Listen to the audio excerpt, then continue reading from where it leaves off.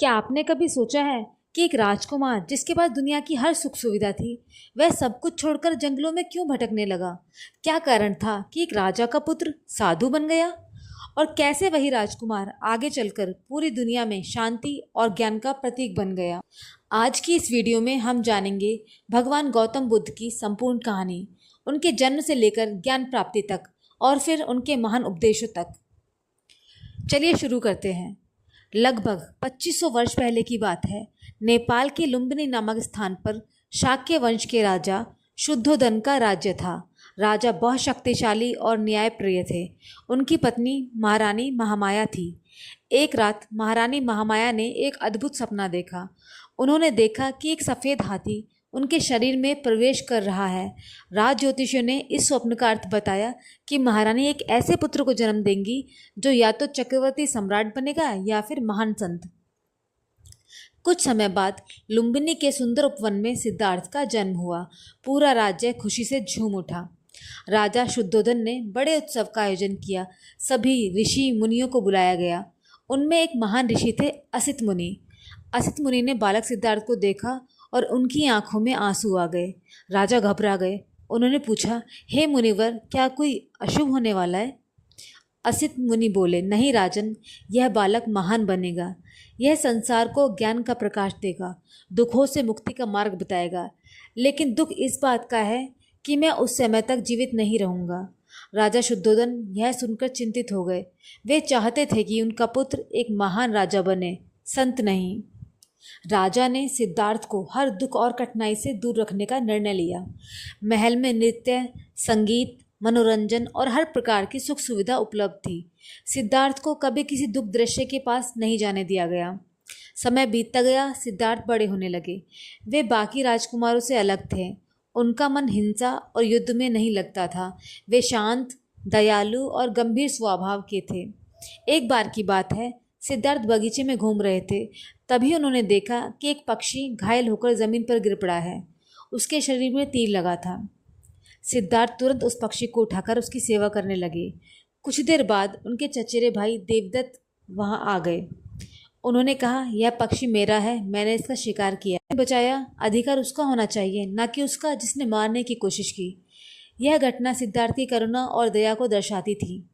राजा शुद्धोधन का डर था कि कहीं सिद्धार्थ संसार छोड़कर सन्यासी ना बन जाए।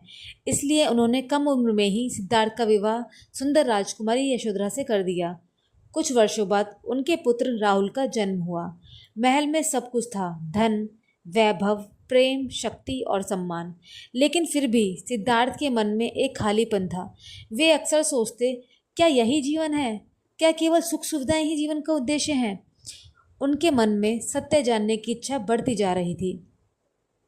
एक दिन सिद्धार्थ ने अपने सारथी छन्ना से कहा, मैं नगर घूमना चाहता हूँ। राजा ने पहले ही आदेश दे दिया था कि सिद्धार्थ के सामने कोई दुख दृश्य ना आए, लेकिन नियति को कुछ और ही मंजूर था। सिद्धार्थ ने पहली बार एक बूढ़े व्यक्ति को देखा। उसके बाल सफ़ेद थे, शरीर कांप रहा था और वह मुश्किल से चल पा रहा था। छन्ना ने कहा, राजकुमार, ये बुढ़ापा है। हर मनुष्य एक दिन बूढ़ा होता है। सिद्धार्थ चौंक गए। उसके बाद उन्होंने देखा एक बीमार व्यक्ति जो दर्द से तड़प रहा था। क्या हर इंसान बीमार होता है? छन्ना ने उत्तर दिया, हाँ राजकुमार। तीसरा दृश्य उन्होंने देखा, कुछ लोग एक शव को ले जा रहे थे। उन्होंने पूछा, यह क्या है? छन्ना बोले, यह मृत्यु है। एक दिन हर जीव को मरना पड़ता है। सिद्धार्थ के मन में तूफान उठने लगा। चौथा दृश्य उन्होंने देखा, एक संत साधु का, जिनके चेहरे पर अद्भुत शांति थी। सिद्धार्थ ने पूछा, यह कौन है? छन्ना ने कहा, यह एक सन्यासी है जो सत्य की खोज में संसार छोड़ चुका है। उसी क्षण सिद्धार्थ ने निर्णय ले लिया। उस रात पूरा महल सो रहा था। सिद्धार्थ अपने पुत्र राहुल और पत्नी यशोधरा को अंतिम बार देखने गए। उन्होंने सोचा, यदि मैं अभी इन्हें छू लूँगा तो शायद कभी जा नहीं पाऊँगा। उन्होंने चुपचाप अपने घोड़े कंथक पर सवार होकर महल छोड़ दिया। यह घटना इतिहास में महाभिनिष्क्रमण कहलाती है। राजकुमार सिद्धार्थ अब सत्य की खोज में निकल चुके थे। सिद्धार्थ जंगलों में घूमते रहे। उन्होंने कई महान गुरुओं से शिक्षा ली। फिर उन्होंने कठोर तपस्या शुरू कर दी। वे दिन रात ध्यान करते, बहुत कम भोजन करते और शरीर को कष्ट देते। धीरे धीरे उनका शरीर कमज़ोर हो गया। वे इतने दुबले हो गए कि उनकी हड्डियां दिखाई देने लगी। एक दिन वे बेहोश होकर गिर पड़े। तभी एक गांव की लड़की सुजाता ने उन्हें खीर खिलाई। तब सिद्धार्थ को समझ आया, अत्यधिक सुख और अत्यधिक कष्ट दोनों ही गलत हैं। यहीं से उन्हें मध्यम मार्ग का ज्ञान मिला। सिद्धार्थ बोध गया पहुँचे। वहाँ एक पीपल के वृक्ष के नीचे बैठ गए। उन्होंने प्रण लिया, जब तक सत्य का ज्ञान नहीं होगा मैं यहाँ से नहीं उठूँगा। कहा जाता है कि उस समय मार नामक दुष्ट शक्ति ने उन्हें विचलित करने की कोशिश की। कभी भय दिखाया, कभी प्रलोभन दिया, लेकिन सिद्धार्थ अडिग रहे। अंततः वैशाख पूर्णिमा की रात उन्हें ज्ञान प्राप्त हुआ। अब वे सिद्धार्थ नहीं रहे, वे बुद्ध बन चुके थे। बुद्ध अर्थात जागृत व्यक्ति। ज्ञान प्राप्ति के बाद बुद्ध ने समझा कि संसार के दुखों का कारण तृष्णा है। उन्होंने जाना कि मनुष्य अपनी इच्छाओं, लोभ, क्रोध और मोह के कारण दुखी होता है। यदि इच्छाओं पर नियंत्रण पा लिया जाए तो दुख समाप्त हो सकता है। यही उनके ज्ञान का सार था। ज्ञान प्राप्ति के बाद बुद्ध सारनाथ पहुँचे। वहाँ उन्होंने अपने 5 पुराने साथियों को पहला उपदेश दिया। इसे धर्म चक्र प्रवर्तन कहा जाता है। उन्होंने 4 आर्य सत्य बताए। जीवन दुखमय है, दुख का कारण तृष्णा है, दुख का अंत संभव है, दुख समाप्त करने का मार्ग अष्टांग मार्ग है। बुद्ध ने लोगों को अष्टांग मार्ग सिखाया।